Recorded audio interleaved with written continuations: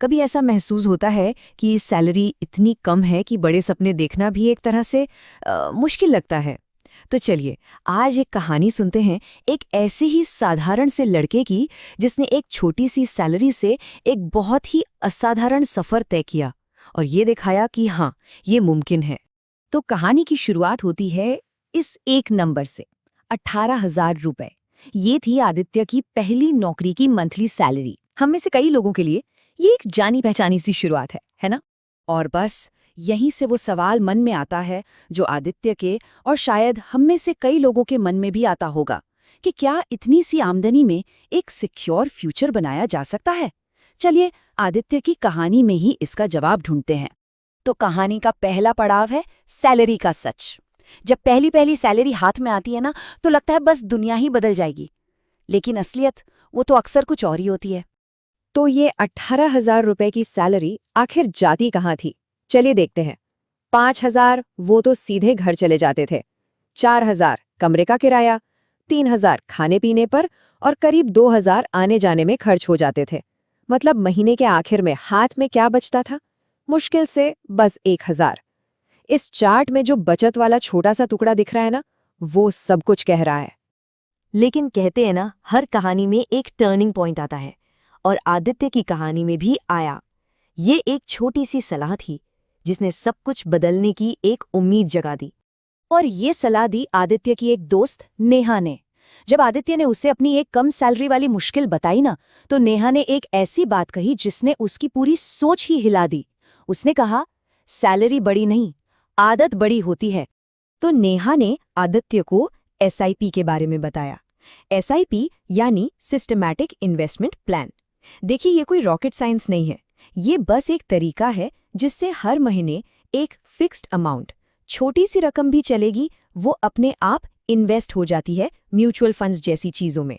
मतलब निवेश का एक डिसिप्लिन्ड तरीका। आदित्य के मन में वही सवाल आया, सिर्फ 1,000 रुपए, अरे इससे क्या ही हो जाएगा? पर नेहा का जवाब वो कमाल का था। उसने कहा, देखो, वो 1,000 रुपए इतने इम्पोर्टेंट नहीं है, इम्पोर्टेंट है वो 15 साल जो तुम इसे दोगे। मतलब बात पैसे की नहीं थी, बात थी समय की ताकत की। बस उस रात आदित्य ने डरते डरते ही सही, पर एक फैसला ले लिया। उसने अपने उन बचे खुचे पैसों से 1,000 रुपए की एक एसआईपी शुरू कर दी। ये एक बहुत छोटा कदम था, पर शायद ये उसकी जिंदगी का सबसे बड़ा फैसला साबित होने वाला था। लेकिन सफर इतना आसान कहाँ होता है। पहला कदम तो उठा लिया, पर अब आदित्य के विश्वास और उसके सब्र की असली परीक्षा शुरू होने वाली थी। शुरुआत के 2-3 साल बहुत ही धीरे गुजरे। पोर्टफोलियो कभी थोड़ा सा ऊपर जाता तो कभी नीचे। दोस्त यार भी मजाक उड़ाते थे, कहते थे, अरे यार ये सब तो जुआ है, छोड़ इसे। पर आदित्य वो लगा रहा। उसने अपनी एसआईपी नहीं रोकी। यही तो था डिसिप्लिन। और फिर वही हुआ जिससे हर नए इन्वेस्टर का दिल दहल जाता है।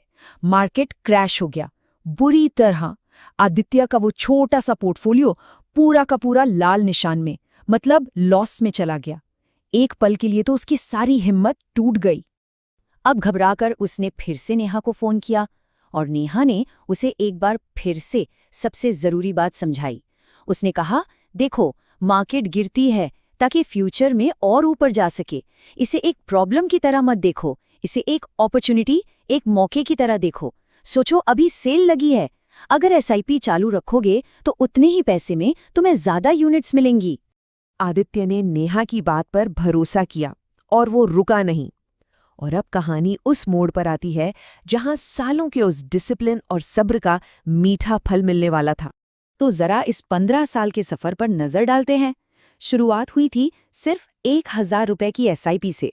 5 साल बाद सैलरी बढ़कर 35,000 हुई तो आदित्य ने समझदारी दिखाई और अपनी एसआईपी भी बढ़ाकर 3,000 रुपए कर दी। 10 साल के अंदर उसका पोर्टफोलियो 8 से 10 लाख तक पहुंच चुका था। और फिर अगले 5 सालों में असली जादू हुआ कंपाउंडिंग का, और पोर्टफोलियो सीधे उछलकर 30 से 40 लाख पर पहुंच गया। सोचिए जरा।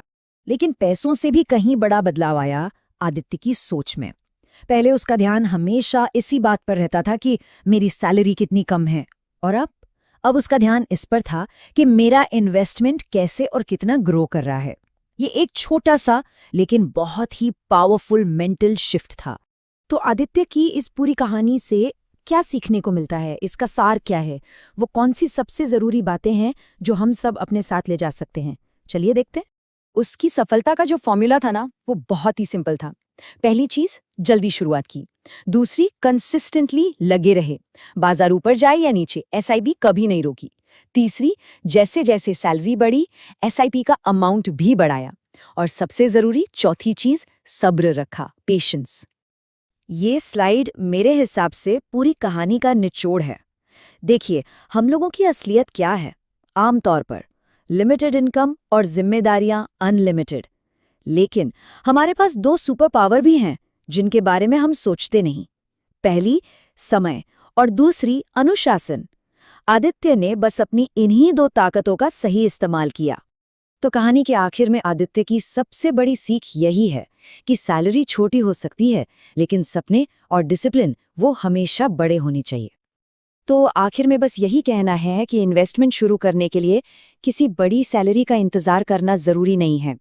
आदित्य की कहानी हमें यही सिखाती है कि एक छोटी सी एसआईपी अगर उसे अनुशासन और समय का साथ मिल जाए, तो वही एक दिन किसी की सबसे बड़ी फाइनेंशियल स्ट्रेंथ बन सकती है।